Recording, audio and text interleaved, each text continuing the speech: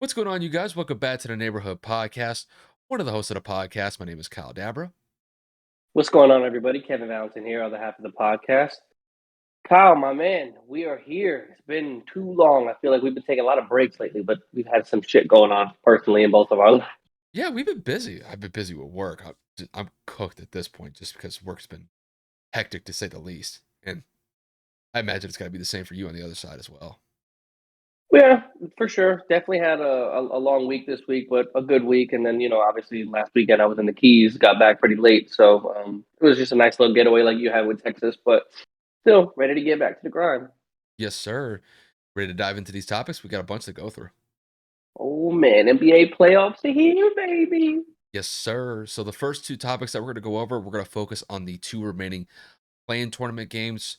So in the Eastern Conference, we have the Hawks going up against the Cavs. And in the Western Conference, we have the Pelicans and the Clippers. So we'll go over each of those games individually. It should be pretty fun. And then once those play-in tournament games are set, we will transition straight into the NBA playoffs. And they get started this weekend, and we got some great matchups to focus on. There's going to be three in particular that we're going to focus on. We're going to focus the first one being on the Warriors and the Nuggets. Steph Curry is expected to make his return to the lineup for the Golden State Warriors when they face off against the Denver Nuggets in the first round of the playoffs. He's been out for the last couple of weeks with a lingering foot issue. So, talk about his presence for Golden State moving forward. After that, we'll talk about Luka Doncic and the impact that his injury could present the Dallas Mavericks when they go up against the Utah Jazz. That should be a very compelling series, but it will definitely be hindered if Luka is not able to be ready to go for that series against the Jazz. And then after that, we'll round out the episode with the Brooklyn Nets going up against the Boston Celtics. So the Celtics are the 2 seed, the Nets are the 7 seed. A lot of people are focusing on the reemergence of the Nets within like the last couple of weeks or so. At one point, they were the 10 seed. They found their way all the way up to the 7 seed. They're going up against probably the hottest team in basketball the second half of the year, which is the Boston Celtics. The Boston Celtics find themselves in a great position, but it is going to be a very tough matchup going up against the Brooklyn Nets in the first round of the playoffs. So that is what we have on the agenda. Let's not waste any more time. Let's dive into the first play-in tournament game that's going to take place this upcoming weekend, and that is going to be the Hawks and the Cavs. So when we look at this matchup between the Hawks and the Cavs, this is the last playoff seed that is remaining in the Eastern Conference. I imagine both teams are going to be gnawing at the bit to get this game underway. The Cavs had a pretty close performance against the Brooklyn Nets. Unfortunately, they lost the road game to the Nets just a couple of days ago. I think they really missed Jarrett Allen's presence in that game. Then they kick it over to the Hawks. The Hawks just absolutely demolished the Charlotte Hornets, beating them by almost 30 points. It was just an absolute train wreck of a game for the Hornets, but the Hawks definitely showed that they are ready to contend for a possible playoff berth if they were to get this win over the Cleveland Cavaliers. Now, Kevin, to kick this one to you, with the Hawks going up against the Cavs to get the last seed in the Eastern Conference, who do you have winning and why? So I'm just going to be clear cut, concise here. I got Atlanta for the sheer fact of Cleveland has not been the same since the All Star break. Jared Allen has been the anchor of that team, whether on the defensive side, whether a spark in catching oops and putting people on posters, blocking shots, whatever it is that he has provided to this team. I'm looking at this and I'm saying, well, he hasn't been there in a little bit over a month. The Cavaliers have lost, I believe, 9 or 10 out of their last 12 games in the last couple of months. So you're looking at this team and you're saying this is a shell of themselves just because they're missing one person. Jared Allen doesn't even score that much, but it goes to show they live and die with that defensive presence from inside the paint, him altering shots, his presence in the pick and roll. Just everything that Jared Allen kind of brings to the table has just kind of like dwindled in terms of what the Cavaliers have been able to put out there on the court. And Darius Garland has really had to shoulder that load. Caris LeVert has not been able to perform at a consistent level. There have been games when he drops 30, but then the next game he's got 11. So there hasn't really been enough from this team for me to have faith, especially after the performance that they had against Brooklyn the other night. And granted, I know that Cleveland came back later in that game, but that seemed to be relatively in some garbage time as Kyrie went off, KD went off, and they kind of did their own thing and kind of coasted in the fourth quarter to where garbage points really didn't make it a difference. But what I'm trying to get at is Trae Young's been having a great year all season. Hasn't really been talked about. I believe he scored the most points this year and also had the most assists in the same season, which hasn't been done in NBA history in terms of Trae Young also did that in college. That is a mark that needs to be noted and needs to be respected. Trae Young's also averaging almost 29 points per game. He's averaging 9 assists per game. Trae Young is somebody to be respected, and notably so. So when you have somebody like that that's just kind of on that confidence, I mean, the Hawks were in the Eastern Conference Finals last year, and the Hawks have underperformed very much so, being, I believe, what is it, the 10th seed this year, Kyle? They were the 9 seed. From a top five seeded team last season all the way down to basically out of the top eight. It's a concerning year, very up and down. They had some injuries early on and definitely had some inconsistencies throughout the season, but they found a way to do what they needed to do in the first round against Charlotte, and they actually dominated almost by 30. And now you're looking at a weakened Cleveland team that is kind of looking on the outside in now at this point because one more loss and sends it packing. Um, Cleveland used to be a top three seeded team just a few months back, and we're talking about them not even making the playoffs. This may be one of the worst regular season collapses I've ever seen. I'm going with Atlanta all the way, and I don't even think it's going to be close. I think Atlanta goes and gets that 8 seed for sure, and Cleveland goes back to the drawing board once more. Kevin, I'm in full agreement with you on this one. I got the Hawks winning this one and by a substantial margin as well. And I think it's really the point that you made about Jared Allen. If Jared Allen's not able to go in this game against the Hawks, I see Clint Capella on the other side for the Hawks just absolutely dominating the paint down low. I mean, for God's sakes, Clint Capella, he had 15 points in the game against the Hornets the other night. But the most impressive stat line that I saw from Clint Capella specifically was his rebounds. He had 17 boards in that game. And if you're faced with a situation where Cleveland does not have Jarrett Allen ready to go, I mean, for God's sakes, Clint Capella could go out there and get 20 boards if he wanted to because he's not going to face that much resistance from what the Cavs have at their disposal. And the one thing that I like about the Hawks in this matchup is that you beat the Hornets in the first play-in tournament game. But the way that they did it, I thought was extremely impressive because it wasn't just Trae Young that brought it for Atlanta in that game against the Hornets. I mean, they got great contributions from DeAndre Hunter, Danilo Gallinari, even Bogdanovich chipped in with 13 points. Clint Capella, like I said, he had 15. You know, they were able to get good production across the board other than just Trae. And that was really what made Atlanta special last year is that they were able to get great contributions, not only from Trae Young, but they got it from Kevin Herter. They got it from Bogdanovich. They were able to get it from Clint Capella. And even though that this year in particular, the Hawks have struggled, they've been an up and down team, to say the least. I think in this matchup against Cleveland, I think they'll be able to expose just the injury riddled Cavs as far as Jared Allen not being able to go in that game. And the thing is, like about the Cavs, I want to focus on them for a second here. The Cavs, just the difference between having Jarrett Allen compared to Evan Mobley. Granted, I know Evan Mobley is kind of up and coming still. He's still relatively young in his NBA career, and he definitely has a lot of promise.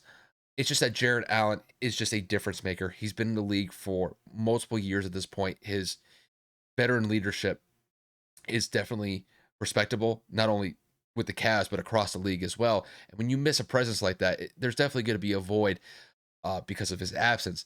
And despite the fact that Evan Mobley's been decent in stretches for Cleveland this year, it's just not the same.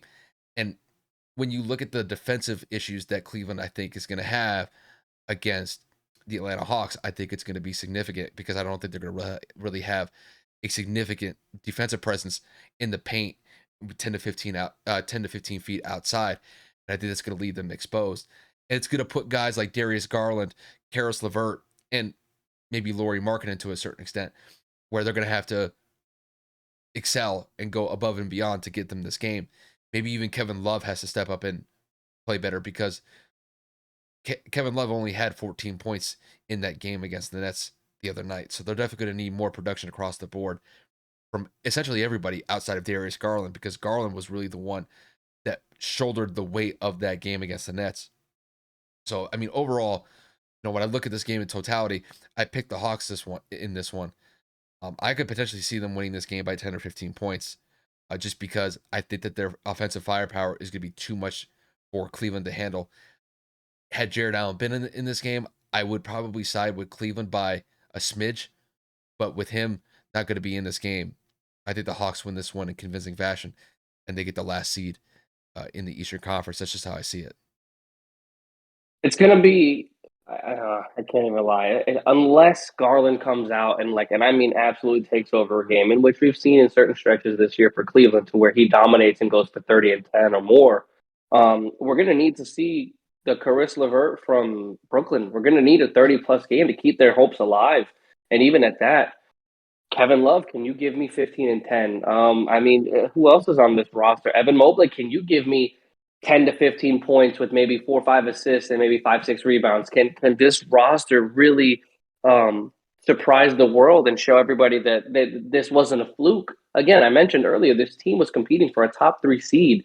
Just what, January, February, and we're talking They about were they were them competing for a two all. seed. It was a two seed that they were competing for.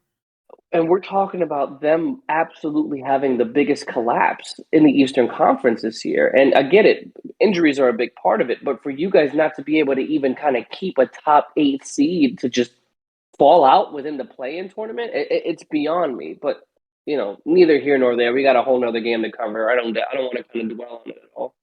All I'm gonna say is that Karis LeVert, he's got to step up. The guy played 40 minutes last game against the Nets and scored 12 points.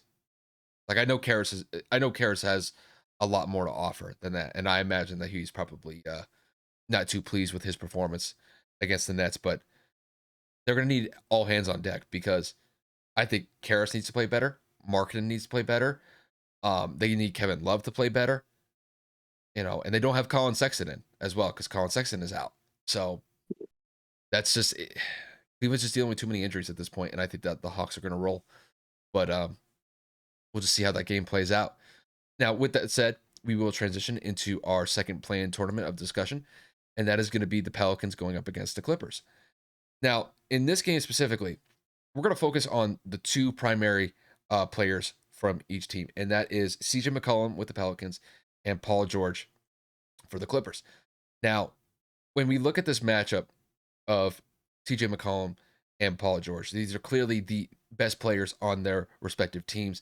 CJ McCollum had a pretty solid game in the first playing game just a couple of nights ago, dropped over 30 points, led them over the San Antonio Spurs to get them that win. And then we got the Clippers, you got Paul George. Paul George has really had to take the leadership role with this team in regards to the Clippers this year because Kawhi Leonard is still recovering from an ACL injury that he suffered last year. And this will be a very interesting matchup when these two teams go at it and these two specific players go at it in this matchup versus with the Pelicans going up against the Clippers. Now, Kevin, to kick this one to you, with the matchup of CJ McCollum going up against Paul George, who do you favor and who do you think is going to come out on top when it's all said and done? I'm going with the underdog, man. The Clippers have not been able to show me on a consistent basis that without Kawhi Leonard, they can remain relevant. I know that Paul George was hurt for a great portion of the year. I know for a fact that they've changed rotations in terms of starting lineup quite a bit this year as well. I know that Reggie Jackson has been a consistent spark in that starting lineup. And I know that, obviously, Zubac has been a big presence in the paint. But from what I saw the other night and how they mentally just completely fell apart against Minnesota, the Pat Beverly was just in everybody's head the other night. I mean, like they were unable to stop anything for the most part in terms on a defensive side. And then you go and you look at the Pelicans game the other night. CJ McCollum got the shots everywhere against the Spurs. CJ McCollum absolutely torched them for what, 32 points? Yes, sir.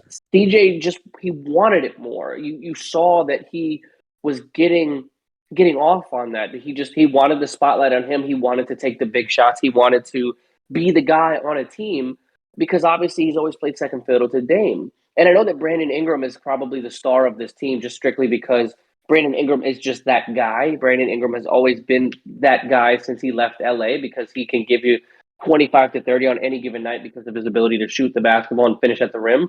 But you go and you put Brandon Ingram and CJ McCollum in a pick and roll situation to where it's a pick and pop or a pick and roll to literally, kick out to somebody in the corner. I I like New Orleans. I think that New Orleans actually has the opportunity to sit here and take advantage of a beat up Clippers team, a Clippers team that's kind of down in the dumps after a collapse that they had against Minnesota. And I think that CJ McCollum, genuinely, from the bottom of my heart, I don't know what it is. I don't know if it's because he got traded midseason and he went to a pretty shitty team. And now you're looking at him and you're saying, wow, hold on a second. This guy is actually playing as hard as he possibly can to make an impact on a team that was a playing team pretty much all season. And if I'm not mistaken, I believe that New Orleans was either 11th or 12th all season long, and they kind of like ended the season with a good stretch to where they're now playing in the play-in tournament and are fighting for an 8 seed. So yeah, no, I'm definitely going to go with CJ McCollum, and I'm going to go with the Pelicans, man. I'm going with the upset. Yeah, and I'm gonna be on the opposite side on this one. I'm gonna go with Paul George, simply just because, and despite the fact that the Clippers lost to the Timberwolves the other night, it wasn't because of Paul George. Paul George was great as far as I'm concerned. Dropped 34 points, had 7 rebounds, 5 assists. I mean, look, he's the number one guy because Kawhi's not in the lineup because of his ACL injury. But Paul George went out there and played to the best of his abilities. Granted, they came up short, but he, he was a stud as far as I'm concerned. And I think going into this matchup against the Pelicans, I think the one thing that the Clippers can kind of use to their advantage in this one is that when you look at this roster, Kevin, I think you could pretty much agree with me on this one. The Clippers roster is a little bit older, not as old as what the Lakers have. That's a completely separate discussion. But I like the fact that you got some decent veteran players that the Clippers have in this roster. I mean, outside of Paul George, you got Reggie Jackson, who's been phenomenal in stretches, not just this year specifically, but really the last couple of years. He's really taken his game to another level since he originally started with the Thunder when he first got into the NBA. I like the fact that Marcus Morris comes in, plays 30 minutes, and he can give you 15 to 20 points here and there. I like the fact that Norman Powell and Robert Covington can get on the board and provide a good spark here and there. It's just it didn't work out against the Timberwolves the other night. I think in this matchup, I think they're going to learn from their mistakes. I think they're looking at that fourth quarter specifically. They just fell apart. They couldn't knock down shots, and the T Wolves just got hot, and that was really the difference maker in that game because the Clippers got outscored in the fourth quarter, 31-20, and I imagine with veteran leaders like this, with Paul George, Reggie Jackson, Marcus Morris, they are not going to let that happen against a younger, inexperienced team with the New Orleans Pelicans. I like the fact that the Pelicans, despite the fact that they've been a team that's kind of been on the outside looking in as far as being a competitor in the Western Conference, but that didn't stop them from absolutely playing lights out against the San Antonio Spurs the other night to put them in this position. So I like what the Pelicans have done up to this point, just getting here and providing a good show against the Spurs the other night. I just don't think it's going to be enough. I think that CJ could probably drop another 30 points against the Clippers just because I think CJ's going to get some open looks and I think he's going to be able to knock them down. But I do think that I think Paul George is going to go for 35 points, maybe even 36 or 37 when it's all said and done. And I think just that presence alone is going to get the Clippers an edge over the Pelicans. This is going to be a very competitive game. I'm not saying like one team is going to blow out the other or vice versa. This is going to be a very close game. I think it's going to be like a 5 point game when it's all said and done. But I'm giving the edge to Paul George and the Clippers in this one, the Clippers would get the last seed in the Western Conference. That's just how I see it. Listen, Paul's got a lot to prove for me.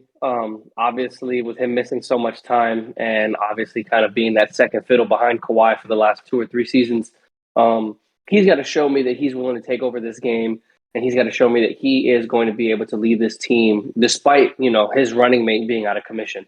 Mhm. I definitely want to see that Paul George in Indiana, that Paul George of OKC, where he just completely says, "Give me the rock. I'm doing what I got to do." And we saw glimpses of it last year to where he was actually shaking that pandemic P narrative to where he was able to lead them into the Western Conference Finals and actually do what he needed to do. But there were shades and times to where he turned the ball over at the most inconvenient times. He missed some clutch free throws, bad shot selection. I mean, you name it. Just the stat sheet was there of 30 plus points, 10 plus rebounds, 5 or more assists. But that key situational awareness just wasn't. And, Paul's got to be able to do that for this team, especially right now, because we all know without this man, this team is a lottery team. And I'm not saying that to disrespect, Reggie Jackson and Marcus Morris or Ty Lue or any of the people on this organization or in this roster. But let's be honest. I mean, those are all kind of like role players kind of past their prime that I don't know if they'd be able to compete consistently in the Western Conference. Well, And I know that they held this except for team, Reggie. yeah, they kept this team relatively afloat while Paul was absent, and obviously while Kawhi was out, so they were able to do something. But in terms of an entire season without the two superstars that they've basically given up their entire future for and all their cap, I don't know if the Clippers are going to be that team for me. Which is again why I give New Orleans that edge because they have nothing to lose. If LA fails to even make the playoffs, this is another wasted year of their prime. This is another reason why they're going to say Paul George wasn't able to carry a team despite Kawhi being gone. And there's going to be a bunch of different narratives. Are they going to blow it up? Are they going to try to get pieces for different players? There's a lot of pressure for LA right now. It's immensely high to win this game. Oh, what I mean, 100%. And it's like you said, I think there's a lot of pressure on the Clippers to get this win over the Pelicans because when you look at the Pelicans, I mean, they're a relatively young team by and large. I mean, CJ's kind of the Vet. say CJ's a vet. Jonas Valanciunas, he's a vet. But I mean, once you really start going down this roster, I mean, a lot of these guys are in their early or mid 20s. You got a couple of guys that may be in their late 20s, but the Pelicans have a lot of youth to work with, and maybe they can use that to their advantage against the Clippers. And the Clippers are an older roster compared to what the Pelicans have. Maybe they exploit that. Maybe they get the Clippers on a break. Maybe they're able to force some turnovers and use it against them consistently in that game. So it would kind of shock me if the Pelicans were able to find a way into the Western Conference playoffs, just because they've been a team that's been outside looking in throughout pretty much the entire year. But if they were able to sneak their way into the playoffs as the 8 seed, I'd have to give a tip of the cap as far as I'm concerned, just because I didn't expect that coming. So and who knows? I don't think Zion's coming back if the Pelicans were able to make the 8 seed, but just saying the storyline could That's be a there. whole different. That's a whole different thing. We out here seeing this man do 360 windmill dunks and warm ups, but he can't play. Okay, He's close. He's close. I don't want to hear, bro. If your foot was hurting that bad, you would not be able to jump as explosively as you are and shoot around. I don't want to hear that. Straight up, I would If not be letting him do that. I don't know if that's really the issue per se. I think it's more of a conditioning standpoint. I don't think he's in Yeah, but the report game that we had condition. saw just a few weeks ago was his foot was still lingering and a second surgery might still be lingering in the offseason. So we're talking about It could your be. career is on the line and you're sitting there windmill dunking before a playoff game. Like, what are we doing Yeah, here? it could be. And maybe the second surgery that they're talking about is maybe more of just a procedural one instead of like a complete like reconstruction. So, it wouldn't surprise me. Zion's still relatively young.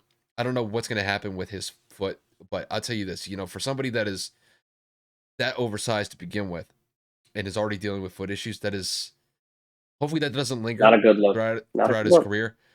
But a lot of people are going to cite the fact that that his weight is a factor in that, and it is, and it's also his playing style as well. His playing style is so. What's the best way that I could describe it? It's so freaking jump heavy. Like Yeah. there's so much. He gets so much lift whenever he jumps. There's a fucking moth in. Sorry, but So it's all good. but Gotta Mr. Miyagi that shit. I know. Like I wish I had like a little electric zapper thing to go get him. But no, Oh I my mean, all god. in all, I mean, it's one of those things that I hope these injuries don't linger for Zion because I know that he's exciting to watch, and it'd be unfortunate if injuries plagued his career.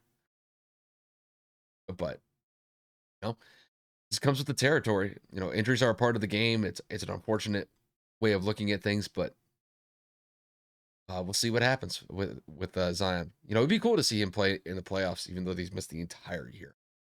But that is one thing that we ended up getting right, that he wouldn't miss the entire regular season.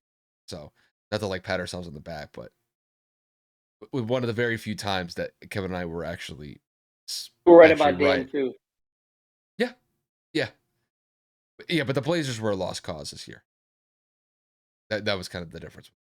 Pelicans Yeah, had flashes, but hey, if they sneak their way into the playoffs, I gotta give them credit for that because I didn't expect that. facts.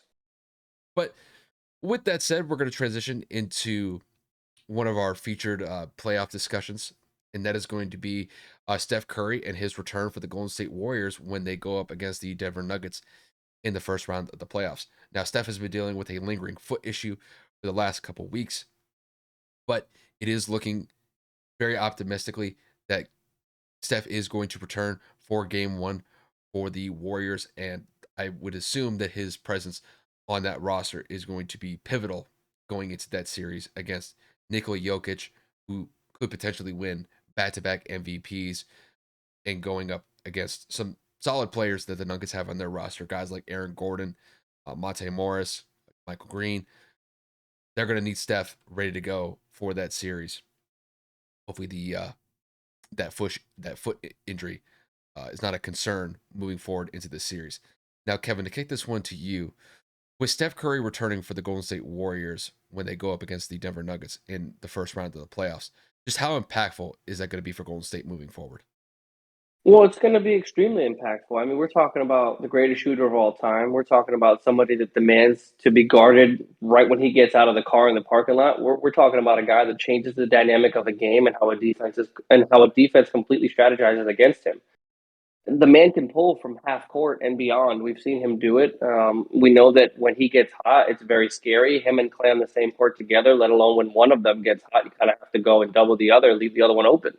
Um, I feel that with the addition of Clay coming back, with Jordan Poole's emergence, with Steph Curry playing as good as he was playing before he got injured, I think that him playing is that X factor. And obviously, the first couple of games, maybe game one and maybe going into game two, he's going to be in a little bit of a slump. He's been gone for a little bit, but they said that he was a full participant in practice today. So I would assume that he's going to be playing with maybe a minute restriction, maybe just kind of being a little bit easy going into it. I don't necessarily see him driving into the paint necessarily all game long. But again, if you're a full participant in practice, I would assume that there are no holds barred. Plus, it's the playoffs, so you can't exactly have your best player limited. Um, I really, really think that when Steph is on the court, Clay plays that much better because you got to pick your poison and you got to figure out if Steph's hot, do you leave Clay open? If Clay gets hot, do you leave Steph open?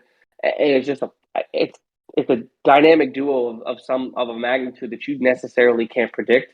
And now you have an emerging young star in Jordan Poole that has improved his jump shot, has become deadly in his own right, to where you're like, what the hell am I supposed to do here? Or when all three of them are on the court, you got Steph at the one, Poole at the two, Clay at the three. You got three knockdown shooters that just stretch the floor. And then if they go small ball with Draymond at the five, I mean, who's to say they just literally all stand outside of the perimeter?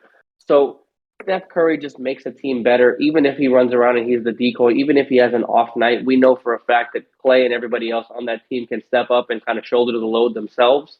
Um, I'm going to make a point here quickly just before I pass it back to Kyle. I am a little bit worried about their interior defense because if they get Draymond in foul trouble and Kevon Looney in foul trouble, Nikola Jokic is going to eat this team alive because they don't have much depth, especially without Wiseman. Um, we've talked about this multiple times. Nikola Jokic is our favorite to win the MVP in back-to-back years. I think that Nikola Jokic's play this season has shown that, even without his running mate, he can carry a team into a playoff position. You go into a not deep Golden State team in terms of at that big position, he might go and average 30 this series. I'm not saying that they're going to win, but I would not be surprised if this series were to go to 6 or 7 if Steph struggles and if Steph is kind of still like recovering steadily throughout this game, or should I say this series. Just keep an eye out for Nikola Jokic because I think that he's going to actually not bully his way into scoring a good amount, maybe averaging a triple double. But if his teammates can knock down some shots, I think that the Nuggets can potentially give the Warriors a decent run. Oh, Kevin, I'm in full agreement with you on this one. And the thing about Golden State that I always have to factor when it comes to these playoff runs is if Steph is able to knock down his shots on a consistent basis. I truly believe this. Like Golden State can end up in the Western Conference Finals as long as they play their cards right and they play somewhat decent defense. Because here's the thing about Golden State. I think everybody focuses on Steph, and deservedly so. Steph is, as far as I'm concerned, he is probably this generation's most impactful player, even more so than LeBron James, because he revolutionized the 3-point shot to a point that had never been seen before. And with that said, it's made Golden State a title contender for the last, 5 to 6 years at this point. And the thing is, granted, he's coming off of a foot injury that he's been dealing with for the last couple weeks. And I need to see how it works initially. But I think he's going to be able to shake off the rust fairly quickly. I remember I was reading a report about his status going into this series, saying that he was refreshed, that he seemed focused going into this matchup against the Nuggets. And I think if you're looking at it from a Golden State perspective, you have to be very confident about where Steph's head's at this point, because if he's looking ready to go and he's refreshed and feeling like 100%, that's going to be a nightmare scenario for the Nuggets, because if Steph gets into a hot streak going into this series, that could prove to be pretty deadly against Denver in that regard. And not only that, I think when you look at Golden State at this point, I think with Steph back in the lineup, it makes them favorites in this series over the Nuggets. I'm not going to say overwhelming favorites, like they're going to sweep them in 4 games and Golden State's just going to waltz into the second round of the playoffs. I don't see it like that. But what I do see is that Steph's going to provide an element for this team that's been missing the last couple of weeks to go alongside with Klay Thompson. I mean, Klay Thompson finished the year extremely well. I remember against the Pelicans in the last game of the year, he dropped 41 points in 31 minutes. And then if they're able to get decent contributions from Jordan Poole is really kind of that one guy to kind of look at from Golden State. He's really kind of that younger piece that Golden State has at their disposal, who could really play lights out and could put up 25, 30 points if he's knocking down his shots. He's going to be interesting to see in this series. And then the biggest thing I think defensively that Golden State's going to have to focus on is Kevon Looney against Nikola Jokic. Jokic is potentially getting back-to-back MVPs, and Jokic is going to go out there and average at least 25 points, if not 30 points consistently, probably averaging close to 10 to 15 rebounds a game and probably 8 assists a game when these two teams go at it in this series. That's definitely a weak point for Golden State. There's no doubt about that. It's just that I think with Steph coming back into the fold, I think it just raises the entire confidence of the team. And I think it's enough to propel them against the Nuggets in this series. The way that I see this series going, I have a I have a basic idea that I think it's going to end in 6 games, just because I think Jokic is going to be able to get some games for Denver, just because the guy has been playing absolutely phenomenal this year. Following what he did last year when he won an MVP, could very well win it again this year. I can't slight on that in any way, shape, or form. I think he's going to go out there and be dominant in multiple games this series. But I just don't think that the Nuggets have enough firepower to offset what Golden State presents with Steph, Clay, Jordan Poole, and potentially guys like Jonathan Kuminga and even Draymond here and there. So all in all, I think this is going to be a great series. But Steph is really the difference maker, and him coming back into the fold, I think, is a difference maker. That's just how I see it. It's going to be a good series. I mean, you Oh, have, 100%. when healthy, two potential MVP candidates in Steph Curry when he's on, and then obviously Nikola Jokic being as dominant as he is. And when you really try to make the comparison in terms of the impact they both can have, one is a point guard that shoots the lights out. The other one is 7 feet tall that basically can play like a guard himself. It's almost unheard of. It actually is unheard of, at least in my opinion. Yeah. And I think that the two of them going at it, I know that last year Denver had the run that they did, and they fell short and got embarrassed by Phoenix. I think that this year they don't expect much, especially because they're missing a lot of characters on this team, especially with Michael Porter Jr. and obviously Jamal Murray missing the entire year. They expect to make some noise. I wouldn't be surprised, like Kyle said, if they get 2 games. If they force a 7, I wouldn't be surprised. But that's all going to be dependent on, the former 2-time unanimous MVP, and that's Steph Curry, man. He's going to be the X factor for me because he's got to show that he can kind of recover from this foot injury. He's got to show that he's doing all right, and everybody else has got to be able to step up. Clay's got to make big shots. We got to see Game 6 Clay. Postseason Clay is back, and I want to see if Jordan Poole can handle the emergence of the postseason. Can he handle the pressure? I think if they had James Wiseman in this situation, I think that I would kind of be leaning to the fact or the possibility that Golden State could win this series in 5 games. Just because I would agree. they'd be a fully loaded roster at that Another point. it's another body. Yeah, and the thing is, you know, for somebody like that to go up against Jokic, I think that's a challenge that I think Wiseman would be looking forward to. Now, granted, I don't know if he's gonna, you know, lock down Jokic. It's difficult to do that because really nobody's provided an answer in slowing down Jokic really this season, last season, and years on end at this point. But I think that's one presence that they're going to miss in this playoff series because they definitely need the interior defense help, especially with somebody like Jokic. And the thing is, with Jokic, it's like you said, like the way that he's able to facilitate as a center, it's almost unheard of the way that he does it. And I I wouldn't be surprised, like you said, if he goes and averages a triple double in this series against the Warriors, because I mean, even if Golden State improves their interior defense to slow him down from just getting to the lane and getting to the hoop, I mean, he could kick it out and get assists that way. He could get his teammates involved. And I wouldn't be surprised if there are multiple games where he gets at least 7, 8, even double digit assists to go along with whatever he's scoring offensively and getting rebounds defensively. So, all in all, I think this is going to be a great series. This could be a fun series for me. You know, I know there's a lot of series that are going to be very interesting in the first round of the playoffs, but I think this is one that is going to be definitely fun to watch from beginning to end. Oh, for sure. Now, to transition into our next series, that is going to be the Dallas Mavericks going up against the Utah Jazz. And we're going to focus specifically on Luka Doncic, who is dealing with a strained calf muscle that he suffered at the end of the regular season. Now, Kevin is the Dallas Maverick fan, and we've seen Luka Doncic be a huge spark for the Mavericks this year. They had a great second half to their season, and Luka was in the MVP discussion when we got to the end of the regular season after really putting up one of his best years in the NBA at this point in his relatively short NBA career. But at this point, it looks like Luka is going to miss game 1 of that first round playoff series against the Jazz, and it could be potentially significant if he misses any more games after that.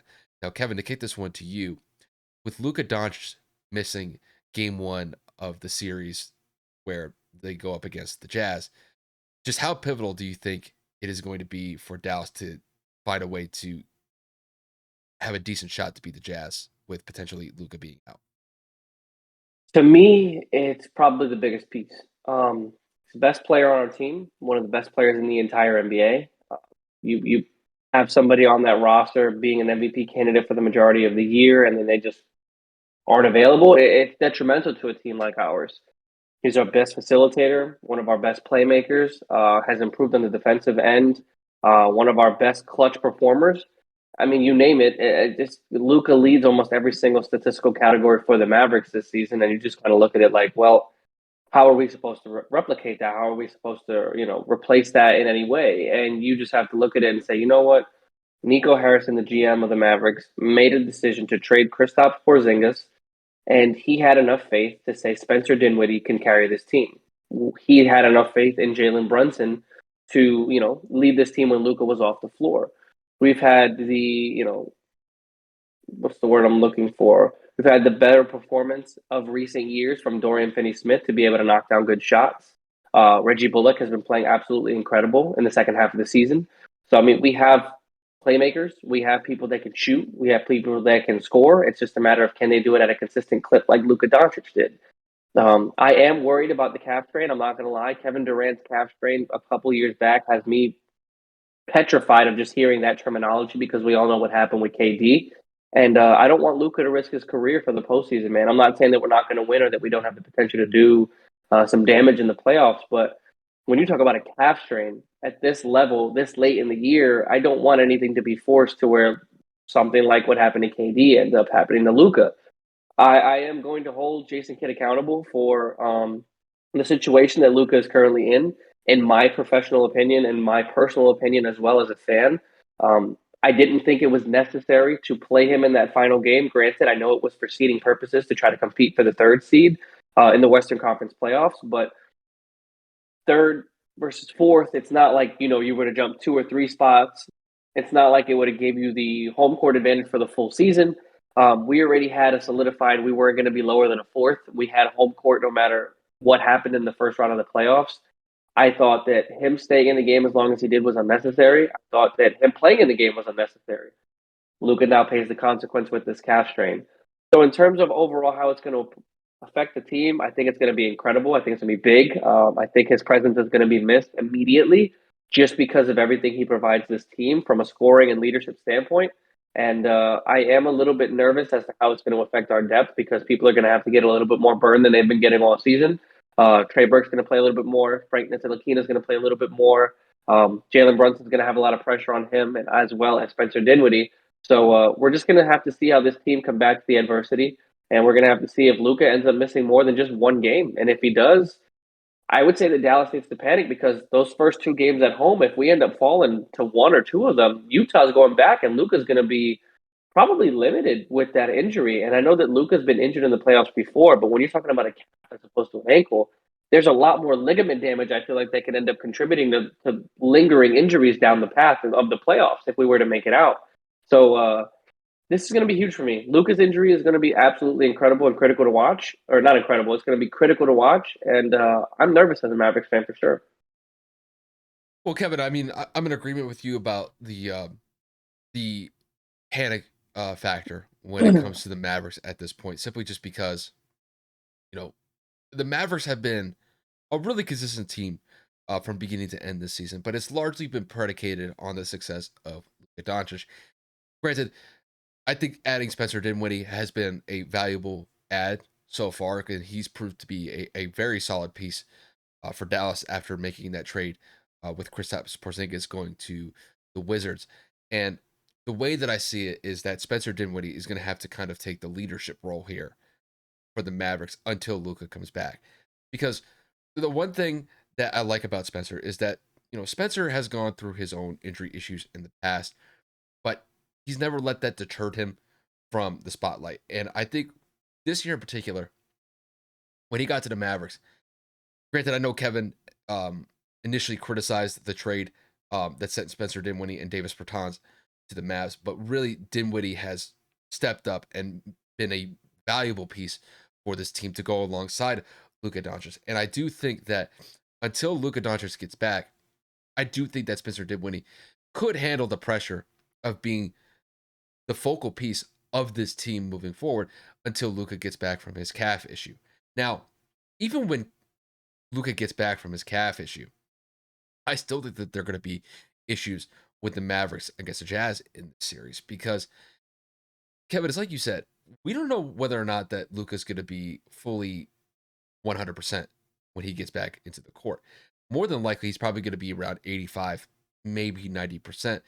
And I wouldn't be surprised if we see Luka deal with some sort of limp when he gets back based on this calf injury that he's dealing with.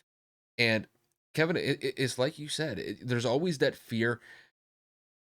Are they going to rush him back just to get him into the playoff series and to get them onto the second round of the playoffs? And we've seen in the past where guys weren't necessarily ready to go, like Kevin Durant, for example, even though that they thought that they were ready, their body said otherwise, and they had to pay the price for it. And it's unfortunate because in Kevin Durant's case, you snap an Achilles in the NBA Finals, and I mean that's pretty much it. Not only was the finals over for him at that point, but it pretty much will wipe out most of a season, if not an entire season after that. And hopefully for Luka, Luka's done enough to rehab this calf to where you don't have to worry about potentially tearing an Achilles because that would just be absolutely dreadful for the Mavericks, not just for this playoff run, but going into next season as well. That would be a nightmare scenario for them moving forward. And I do think that right now, with the way that I see it, I do think that the Mavs are in legitimate trouble at this point because I think if you don't have Luka consistently providing you a spark going into this playoff series, I can see the Jazz rolling through this series relatively easy just because Luka, he's the main guy that they have to focus on. And if he's not even in the lineup, that makes the Jazz's job a hell of a lot easier than what they initially anticipated. Granted, they still have to go out and they still have to execute, but when you take Luka away, who's essentially the main force for the Dallas Mavericks out of the lineup because of this calf issue, the Jazz could look at this as an opportunity. They see blood in the water, and they'll go for broke in those first two road games to possibly go up 2-0 in the series. And then when you go back home for games 3 and 4 at home, that's a dream scenario if you're the Jazz if you end up in that situation. So the way that I see it, the Jazz are probably in the driver's seat at this current moment in time, just based off of the injury that Luka's dealing with. And when Luka gets back, there's no guarantee that the Mavs can be able to offset what the Jazz present them, because the Jazz could look at that as like, they see Luka's, not 100%. They could take advantage of that, not only on the offensive side of the ball, they can focus on that defensively where he has to kick it out to some other role players that the Mavs have on the roster. And they're not guaranteed knockdown shots. With Luka, that step back is dangerous, but I don't know how viable it's going to be if he's dealing with a calf issue. It could definitely be a hindrance to what he provides Mavericks on the offensive side of the ball. So I'm not going to give her a prediction about the series, but I will say that at this current moment in time, the Jazz look like that they're definitely in the driver's seat.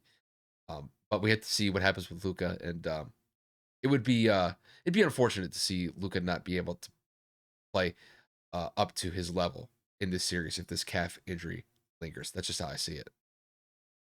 And I'll make one final point here. My biggest thing is Luka's also one of our best rebounders outside of Dwight Powell, averaging almost 9 rebounds a game. They have two towers out there in Utah, and Rudy Gobert and Hassan Whiteside, two very good rebounding centers. That is one of our weaker attributes in terms of the ability to defensively, rebound the basketball, get offensive boards, and if we're not able to get those boards and get out in transition, I'm going to be nervous that Utah's just going to beat us up and get a lot of putbacks. Just because, again, not that Luka is going to be the main focal point to get all of our rebounds, but when you take somebody that's averaging a good, I don't know, a couple, 20, 30% of our total rebounds in a game, that hurts. That's Yeah. not really going to be something that we're looking forward to. I'm not even talking about the offensive end. We all know what he brings to the table, but his rebounding is very slept on, and that's going to hurt us coming into this series. I'm just Oh, a little bit worried how we're going to match up going forward. well, and that's the thing is just with Luka being out for game one, everybody on that roster is going to have to step up, and they're going to have to carry the burden of Luka not being there. Injuries are a part of the game. That's just a part of life. But you're going to have to see Dorian Finney-Smith step up. You're going to have to see Spencer Dinwiddie step up. You're going to have to see Dwight Powell step up. I mean, literally, you're going to have to see everybody on the starting roster be able to play up to snuff. And then you're going to have to hope for the role players to step up as well. And I like what Dallas has assembled this year. I think they've been a very good team. Um, I've even said that they're relatively close to being a real competitive force in the Western Conference, and it may not be this year, but I think down the road within the next year or two, they could definitely be that. I mean, I've even said that they're really kind of one piece away from being that legitimate force in the Western Conference for years to come. But this year, it looks like the odds are kind of stacked against them just based off of this injury. But if Luka is effective, despite the fact that he's dealing with his calf issue, this series is going to be fun. Yeah. If he's able to still be effective, even at 85, 90%, this is going to be a fun series. This is that classic 4-5 matchup. It's typically one of the better series that we'll see. But overall, if Luka could play up to snuff when he gets back from this injury, that's best case scenario for Dallas. It's no guarantee that they'll win the series, but it will be exciting to watch for sure.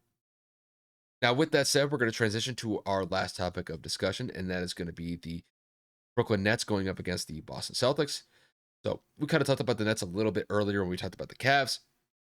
The Nets, excuse me, the Nets beat the Cavs in the first play-in tournament, and when they won that game, they clinched the 7th seed in the Eastern Conference, and they will go up against the Boston Celtics, who have been probably the hottest team in the NBA the second half of the season. They were really on just a frenetic pace in the second half of the year, climbing up all the way to the 2 seed and becoming a legitimate force in the Eastern Conference by the end of the regular season. So this is definitely going to be an interesting matchup when these two teams go at it. Now we're going to focus on the Boston side of things, and we're going to focus on what sort of impact that they could present Brooklyn in this series.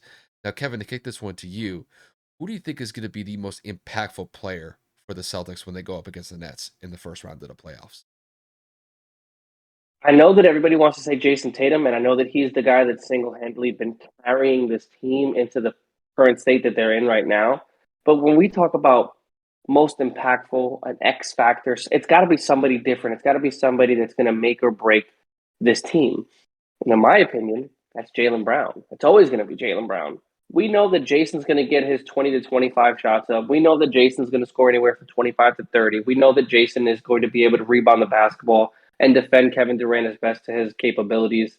But when you're talking about somebody that needs to step up and be that Robin to his Batman, someone that's got to step up and be the B to his A, he's got to be able to go out there and he's got to lock up on the defensive side, whether he's matched up against Kyrie, whether he's matched up against KD, whether he's matched up against Patty Mills. I don't know. Jalen's got to dominate one side of the ball. Now, I don't know if some would say he's got to pick and choose which one he wants to do. Are you going to put in all your efforts to try to slow down one of the premier two scorers, or are you going to accept a more of an offensive journey? Since we know that Brooklyn isn't exactly known for guarding very well and kind of being known for a defensive minded as a team, they're not known for defense, should I say? Jaylen Brown's got to do 25 a game minimum. Jaylen Brown's got to have the series of his life. Ironically enough, these two teams played against each other in the postseason last year. Um, Jalen, excuse me. Um, oh my goodness, Jason Tatum was able to carry the Celtics getting a win, and with a 50-point performance at that. So it was no easy feat. Except it was reversed last year. Brooklyn was the 2 seed, Boston was the 7th seed, and now we've actually reversed the roles. And now Boston is one of the best, if not the best, defensive rated team in the NBA. Jason Tatum is having an MVP caliber season. Obviously, Robert Williams is hurt, one of their better defenders. So it is going to be solely on the shoulders of Marcus Smart, a defensive player of the year candidate, to go out there and make his presence known on the defensive side of the ball as well. But he's got to hit his open shots. He's got to make sure that he's knocking down those floaters and making those layups and getting those scrappy loose balls. But Jalen's got to perform to the best of his ability. I'm talking like 45% from the field, maybe 35% from the 3-point line, 75 to 80% from the free throw line. He's gotta help Jason. Jason cannot do this alone. He carried Boston to one win last year, and that was without Kyrie Irving playing in that series. Kyrie has been an absolute monstrous tear over the last couple of weeks since they've lifted that mandate in New York City. And even prior to that, he was able to perform at a stellar level. I think that all the pressure's on Boston. I think that everything is going to fall on the shoulders of Jaylen Brown and, of course, Jason Tatum. But yeah, man, if I really had to say it, Jalen's got a lot of pressure on him because we all know what Jason can do. If Jalen underperforms, man, I'm going to make a bold statement right here. I think Jalen might get traded this offseason. I don't know about traded, but I will say this: I can appreciate where you're coming from with Jalen, and I'm actually going to side with you on this one because I was kind of thinking because you know, Jason is clearly like the number one player that No Boston doubt. has on their roster. Right? Everybody knows that. That's not anything surprising. But the one aspect that I have to focus on with Jaylen Brown, the one element in his game that I think is better than Jason Tatum's, is his defensive presence. And I think with Jalen's defensive capabilities, that's going to be a focal point to me to watch throughout this entire series. No matter who Jaylen Brown is guarded against, or he guards against, he's got to play elite defense. He's got to play incredible defense because when you look at Brooklyn, Brooklyn is primarily, like Kevin said, a offensively minded team. They're going to go out there and score at least 110, 115 points if they're able to knock down their shots consistently. The only thing that makes that a difference is whether or not if Boston can play good defense. And Jaylen Brown is one of the enforcers that they have on their roster to maybe go alongside like Marcus Smart. Marcus Smart definitely brings that element of grit to that team. But Jaylen Brown's defensive capabilities have to be respected. And I think it's going to be something that we're going to have to watch because he's guarding Kevin Durant. If he's guarding Kyrie Irving, or if he's guarding somebody like Bruce Brown, I'm just picking players that he may potentially get matched up against. If he's able to slow them down, because I don't think he's going to be able to lock up anybody, but if he's able to slow them down to the point where they're inconsistent against Jaylen Brown, that's huge for Boston moving forward because the less amount of points that Boston gives up, the better that they're going to be because it's like Kevin said, Boston is one of the better defensive teams, if not the best defensive team in the NBA this season, and it's for good reason. There have been games where I've watched Boston where they've played phenomenal defense and they've held teams to under 100 points consistently. And I think going up against Brooklyn, that is of utmost importance. If they're able to do that consistently against a offensive driven team like Brooklyn with Kyrie Irving and Kevin Durant leading the way, that gives them a very good shot to win this series against Brooklyn. Even though, like for me personally, I think that Brooklyn is still going to win this series just because I think the firepower is going to be too much for Boston to handle. That doesn't mean that I don't think that Boston can win this series. Boston has the pieces to be able to beat Brooklyn, and it's simply just turning up the defensive pressure from beginning to end in this series. And to go along with that, if the defense is working on that side of the ball, hopefully on the other side of the ball, you have guys like Jason Tatum, you have guys like Marcus Smart, maybe even Peyton Pritchard, who can knock down their shots consistently to go along with Jaylen Brown as well. Because Jason Tatum can go out there and score 40 points if he needs to, but Jaylen Brown could also put up 25, 30 points if he's just given the right opportunities. So I think if you're looking at it from Boston's perspective, if I had to say their X factor going into this next series, it's not Jason Tatum, it's Jaylen Brown because of what he could do not only on the offensive side of the ball, but the defensive side of the ball. That's something where I think Jaylen has a much more well rounded game in that regard. Jason is better than Jaylen as far as his offensive capabilities go, but I give the slight edge to Jaylen as just a well rounded player because I have to respect what he does on the defensive side of the ball. And I think he's going to be the biggest piece to watch moving forward for Boston if they were to beat Brooklyn in this series. It's going to be a very fun series, and I can't wait to see this series uh, go down because it's going to be entertaining as hell. So that's just how I see it. Yeah, I mean, obviously, since KD's come back from his injury, he's been averaging probably 30, if not 30 plus points, and he's just been pretty much dominating every single opponent he's come up against. Kyrie Irving, we already know, has been doing absolutely incredible, and now we're forgetting the biggest part here. Ben Simmons supposedly is potentially scheduled to be coming back within between games four or between games 4 and 6. Again, that also depends on the outcome of the series. And I would assume, and Kyle and I agreed before we started recording, if Brooklyn goes up 3-0, I don't think that Ben is going to end up risking it for game four. And, Yeah. if Boston comes up and gets that, maybe they'll use him to solidify a series victory. But overall, you throw Ben Simmons into this mix, someone that hasn't necessarily played with this team, but somebody that can defend, that's going to be a pain in the ass for Jason Tatum to deal with. Henceforth, why I say even more that Jaylen Brown's going to have to step up before Ben even gets there. Because if Ben does get on this court, all bets are off on the defensive side of the ball. Ben ain't got to score a damn point. As long as you sit there and you facilitate and you defend and you defend and you rebound that, man, Boston is in for a rude awakening, bro. Heaven forbid Seth Curry catches fire. Heaven forbid you get Andre Drummond going out there and giving you 20 boards and 3-4 blocks. This team has the potential to go out there and dominate outside of just the two superstars that are Kyrie and KD. So, like I said, Boston better come ready to fight because this is going to be a brawl, and I would not be surprised if this series goes 7 off the bat. This is going to be a scrap. I think this has a very good chance to be like a scrap series. I think there are going to be games where I think Brooklyn just shoots the lights out and Boston's going to have no answer for it. But there are going to be other games where I think it's going to be a defensive battle from beginning to end. It's just that with Brooklyn, Brooklyn is very weak on that side of the ball.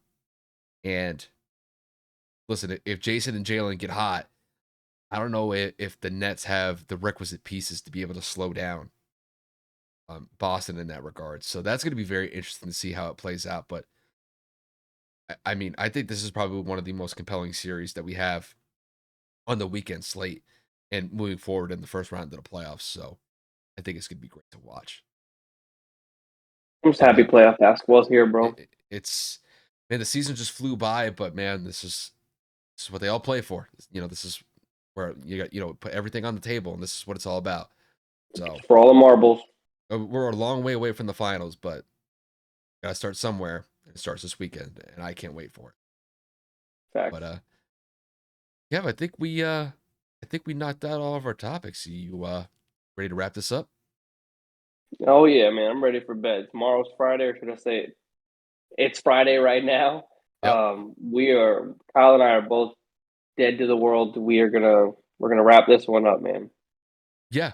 I'll just kind of take it from here. Appreciate you guys tuning in, whether you guys were listening on the audio platforms or if you're watching us on YouTube. We definitely appreciate the support. If you're on YouTube, give us a like. If you guys want to support the channel, hit that subscribe button below. Any sort of support that we can get, we definitely appreciate that. If you're listening to us on the audio platforms, don't be afraid to download our podcast. We upload weekly, usually 2 episodes a week, and we will be back next week. Really, kind of more of just an update on where these series stand in the first round of the playoffs in the NBA. MLB is in full swing. We may talk a little bit about some baseball news going into next week, so definitely be on the lookout for that. But other than that, until then, I got nothing else to say from here. Kevin, the floor is yours to take us home. All right, well, guys, like Kyle alluded to, we appreciate all the support. Things have been going great on social media platforms. Kyle and I finally made a TikTok, bare bones of it, just a profile, but we are looking to upload some things over the next couple of weeks, next couple of days, actually. I kind of put out a couple of feelers, trying to learn how TikTok really works, kind of get an understanding of how the algorithm works. But we're expanding our social media presence. Twitter's growing, Instagram's growing, um, both at slow paces. But again, we just appreciate any and all help we've received over the last couple of months. And we'll be back on Sunday, ready to go once again. Yes, sir. Until then, you guys, take it easy, and we'll see you guys next week.